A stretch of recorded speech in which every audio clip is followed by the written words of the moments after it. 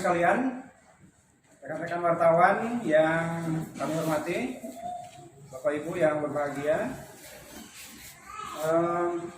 Pada kesempatan ini, hari Senin tanggal 14 Juni tahun 2021, kami Kejaksaan Negeri Bulu akan mengumumkan penetapan tersangka yang telah dilaksanakan oleh tim penyidik Kejaksaan Negeri Bulu dalam penanganan kasus dugaan tindak pidana korupsi pengadaan baju dinas dan pakaian linmas pada Dinas Satuan Polisi Pamong Praja dan Pemadam Kebakaran Kabupaten Bulu Selatan. Bahwa berdasarkan hasil ekspos yang dilaksanakan oleh tim penyidik dari hasil penyidikan yang telah dilakukan dari bulan Januari dan kita intenskan lagi mulai tanggal 4 Maret tahun 2021 sampai dengan sekarang, tim penyidik telah sepakat berdasarkan hasil ekspos yang dilaksanakan pada tadi pagi ya untuk melakukan penetapan tersangka, dan telah dilakukan penetapan atas seorang tersangka yang berinisial AG. AG ini merupakan KPA, ya, Kepala Dinas Satuan Polisi Pamong Praja dan Pemadam Kebakaran Kabupaten Bulu Selatan. Penetapan tersangka ini dilakukan setelah tim penyidik melakukan pemeriksaan terhadap 15 orang saksi, termasuk saksi penting yang diperiksa di Bandung pada lebih kurang 2 minggu yang lalu.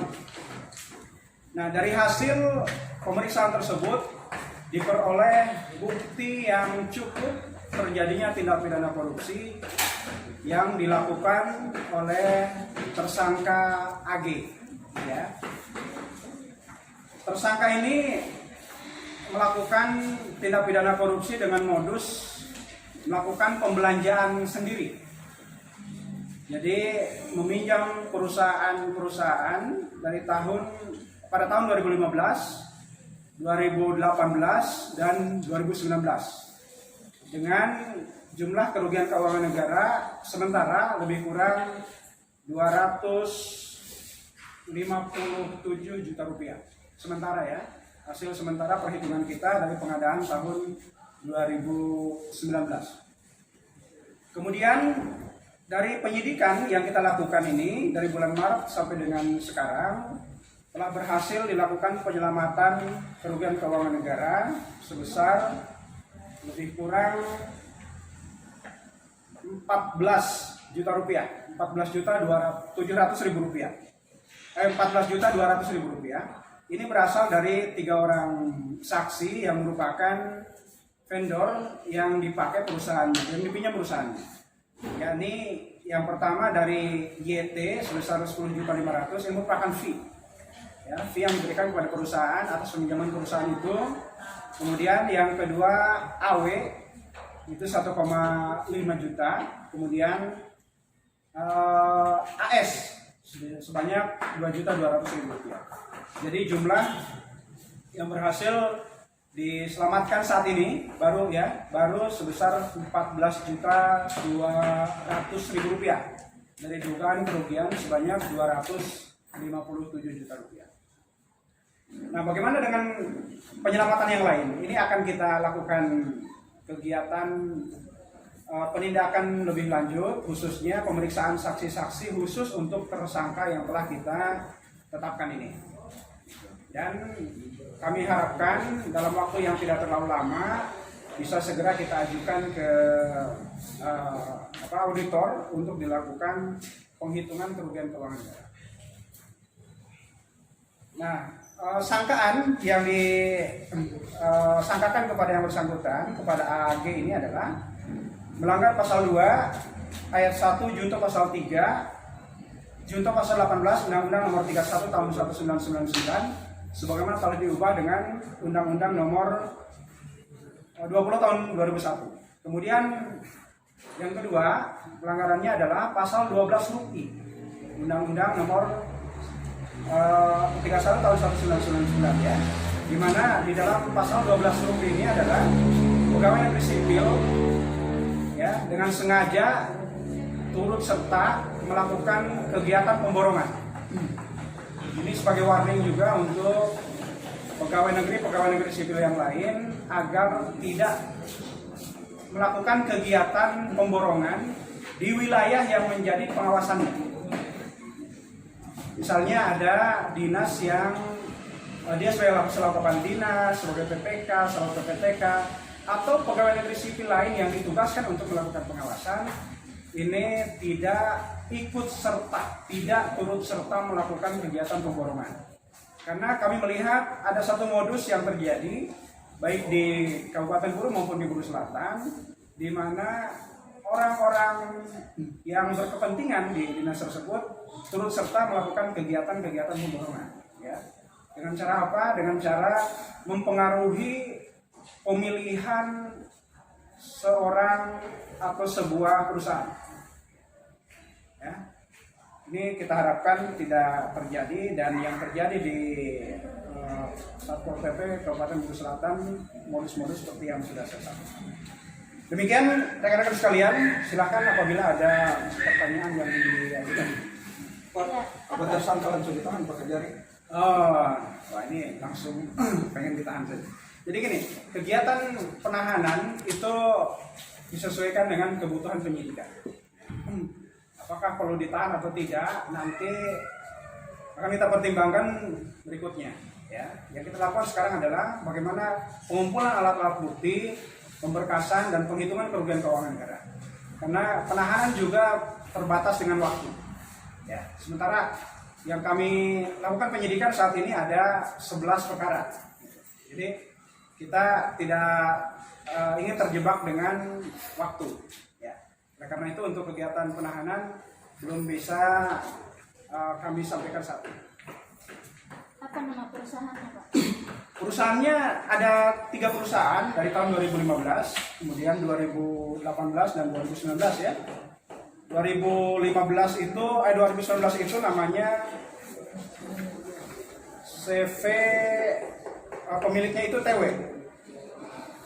YT ya. Kemudian untuk 2015 YA, pemiliknya AS. Kemudian 2017 CVEP, pemiliknya AW. Dan 2019 itu pemiliknya YT. Jadi ada 3 perusahaan yang dipakai untuk yang dipinjam oleh tersangka. Beralamatkan di mana perusahaannya? Ada yang beralamat di Buru Selatan, kemudian rata-rata 3 di Buru Selatan.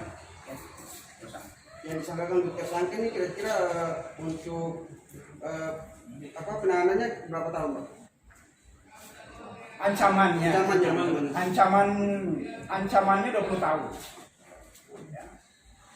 Ancamannya 20 tahun. Pemilik perusahaan siapa namanya? Apa? Pemilik perusahaan. Pemilik perusahaan tadi ada YT untuk tahun 2015, ada YA untuk tahun 2015, dan AW untuk 2018. Keberadaan untuk tersangka sendiri saat ini di mana? Keberadaannya kemungkinan di Buru Selatan ya, karena yang bersangkutan PNS di Buru Selatan. Untuk penentuan kira-kira kapan untuk ya penahanan terhadap tersangka itu Pak? Ya, itu akan kami informasikan lebih lanjut ya dalam proses perkembangan penanganan perkara ini. Mas, sementara dari perusahaan yang dipakai oleh bersangkutan itu dipakai untuk kebutuhan pengadaan barang. Ya, untuk pengadaan 2019 itu pakaian Linmas. Kemudian untuk 2017 itu pada saat ada MTQ ada pengadaan baju dinas untuk pegawai ya. Dan baju dinas itu dibayarkan tahun 2018. Pengadaannya sendiri tahun 2015 dibayarkan tahun 2018. Dari perusahaan yang dipakai Pak? Bagaimana? Dari perusahaan yang tadi Pak sebutkan. Ya, jadi CVEP untuk 2017-2018 ya.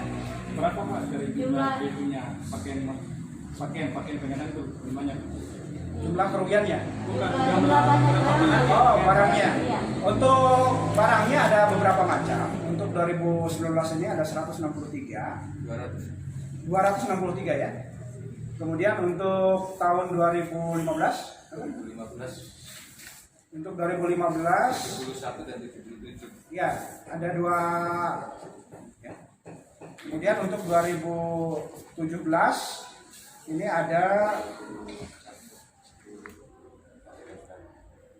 10 buah untuk baju damkar ya. Dan 10. Kemudian pakaian dinasnya 40. Jadi pakaian dinas 40, baju damkar 10. Berapa harganya per piece Pak? Atau per... Itu tergantung tahun dan jenisnya. Karena ada baju pemadam kebakaran, ada pakaian dinas, ada pakaian linmas. Itu rinciannya bermacam-macam. Ya, untuk pakaian linmas itu lebih kurang 650.000.